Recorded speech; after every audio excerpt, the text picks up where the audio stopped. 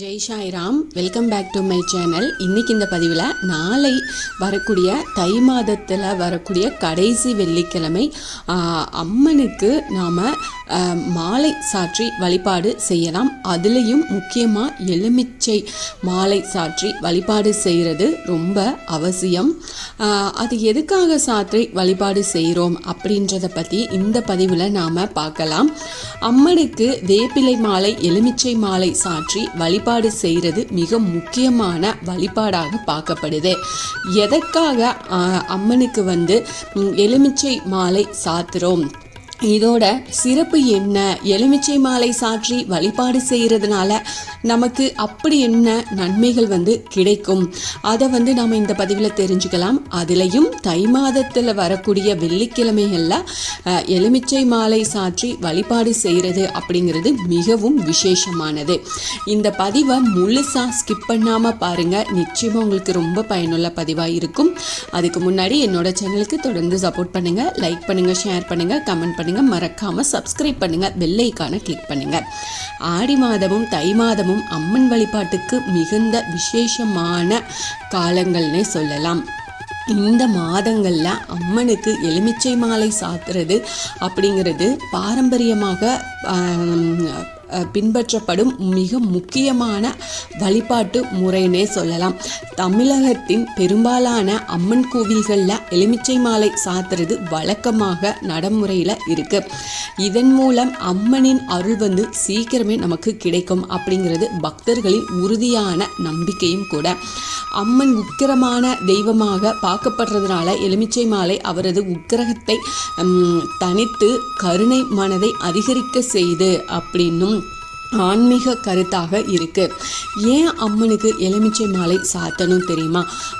எலுமிச்சை மாலை சாத்துறதுக்கு நிறைய ஆன்மீக காரணங்கள் இருக்கு.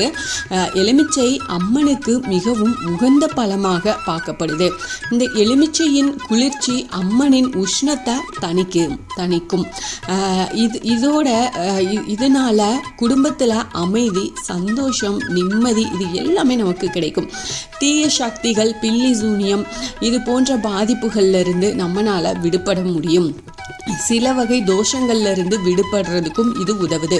குறிப்பாக ராகு காலத்துல துர்க்கை அம்மனுக்கு எலுமிச்சை மாலை சாற்றி எலுமிச்சை தீபம் ஏற்றி வழிபாடு செஞ்சோம் அப்படின்னா ராகு தோஷம் நீங்கும் அப்படிங்கிறது ஆன்மீக மரபு. இந்த எலுமிச்சை பழத்தில் அம்பிகையின் சக்தி நிறைந்து இருக்கிறதா சாஸ்திரங்கள்ல இருக்கு. எலுமிச்சை நம்மிடையே பிரதிபலிக்கும் ஒரு பொருளாக பார்க்கப்படுது. எலுமிச்சையின் வெளிப்புறம் நமது உடல், வெள்ளை தோல், தூய்மையான மனம், உள்ளிருக்கும் விதைகள் மாயை, ஆசை, கோபம் இது போன்ற எதிர்மறை எண்ணங்கள். அம்மனிடம் எலுமிச்சை மாலை சாத்துறது அப்படிங்கிறது நமது மனசுல இருக்கும் மாயை, பேராசை, கோபம் இது எல்லாத்தையுமே இறைவனின் முன்னாடி சமர்ப்பித்து தூய்மை அடைகிறத குறிக்கும் அப்படிங்கிறது தான் இதோட ஆன்மீக அர்த்தம். இந்த எலுமிச்சை மாலை சாத்துறதுக்கு உண்டான சரியான முறை என்ன அப்படின்னா, இந்த எலுமிச்சை மாலை சாத்துவதற்கு முன்னாடி சில முக்கியமான நடைமுறைகள் அப்படின்னு இருக்கு. ஒன்று என்ன அப்படின்னா, பழங்களை தேர்வு செஞ்சு நன்றாக பழுத்த ஒரே அளவிலான எலுமிச்சை பழங்களை வாங்கணும். கரை காயம் இல்லாத நல்ல நிறம் கொண்ட பழங்கள் ஒரே மாதிரியா இருக்கணும். இரண்டாவது, சுத்தம் செய்யும் முறை என்ன அப்படின்னா, வீட்டில் சுத்தமான நீரில் பன்னீர் சேர்த்து அந்த எலுமிச்சை பழங்களை நன்றாக சுத்தமாக கழுவி எடுத்துக்கணும். மூன்றாவது, அந்த மாலை கோர்க்கும் முறை என்னன்னா, எலுமிச்சை மாலையை நூல் இல்லைன்னா கயிறு வச்சு கோர்க்க கூடாது. இயற்கையான நார் இல்லைன்னா மஞ்சள் தடவிய நூல் இதை பயன்படுத்துறது சிறப்பு. நீங்கள் வெள்ளை நூல் எடுத்து அதில் மஞ்சள் தடவி நீங்கள் பயன்படுத்திக்கலாம். எப்போவுமே ஒற்றைப்படை எண்ணிக்கையில், அதாவது 9, 11, 21 இது போன்ற எண்ணிக்கையில் அந்த பழங்களை நாம் மாலையாக கோர்க்கணும். நான்காவது, மனநிலை. அதாவது மாலை கோர்க்கும் போது உடல் தூய்மை, மன தூய்மை, பக்தி, மனப்பான்மை இது மூன்றுமே நமக்கு இருக்கிறது ரொம்ப அவசியமான ஒன்று. சரி, இந்த எலுமிச்சை மாலை சாத்துறதுனால நமக்கு என்ன பலன்கள் அப்படின்னா, இந்த எலுமிச்சை மாலை சாத்துறதுனால நீண்ட நாள் தடைப்பட்ட காரியங்கள் நமக்கு நல்லபடியாக நிறைவேறும். குடும்ப பிரச்சனைகள் குறைஞ்சிக்கிட்டே வரும். மனக்குழப்பங்கள் நீங்கும். ஆரோக்கிய குறைகள் சரியாகும். தொழில் வியாபார தடைகள் இது எல்லாமே விலகும். வீட்டில் நேர்மறை சக்தி அதிகரிக்கும். எலுமிச்சை மாலையோடு மட்டுமில்ல, எலுமிச்சை விளக்கு ஏற்றுவது மிகவும் சக்தி வாய்ந்த வழிபாடு. ஞாயிற்றுக்கிழமை ராகு காலத்தில் 2 எலுமிச்சை விளக்கு ஏற்றுனீங்க அப்படின்னா நோய்கள் முற்றிலும் நீங்கும்.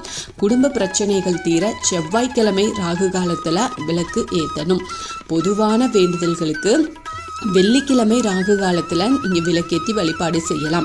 இத்தனை நாட்கள் மனமுருகி இந்த சொன்ன நாட்களில் எல்லாமே மனமுருகி நீங்கள் அம்மனை வேண்டிக்கிட்டீங்க அப்படின்னா எல்லா பிரச்சனைகளையும் படிப்படியாக விலகும் அப்படிங்கிறது ஒரு நம்பிக்கை. நிச்சயமாக உங்களுக்கு நல்ல பலன் கிடைக்கும். நீங்கள் வேண்டிய வேண்டுதல் வேண்டியபடி வேண்டிய வரம் கிடைக்கும். இந்த பதிவு உங்களுக்கு ரொம்ப பயனுள்ள பதிவாக இருக்கும் அப்படின்னு நான் நினைக்கிறேன். இதில் ஏதாவது சந்தேகம் இருந்தால் எனக்கு கமெண்ட்டில் கேளுங்க, நான் பதில் சொல்கிறேன். என்னோட சேனலுக்கு தொடர்ந்து சப்போர்ட் பண்ணுங்கள், லைக் பண்ணுங்கள், ஷேர் பண்ணுங்கள், கமெண்ட் பண்ணுங்கள், மறக்காமல் சப்ஸ்கிரைப் பண்ணுங்கள், பெல் ஐக்கானை கிளிக் பண்ணுங்கள். இது போல் எனக்கு தெரிஞ்ச ஆன்மீக பதிவுகளை உங்ககிட்ட நான் ஷேர் பண்ணுறேன். Thank you friends. மீண்டும் அடுத்த பதிவில் சந்திப்போம்.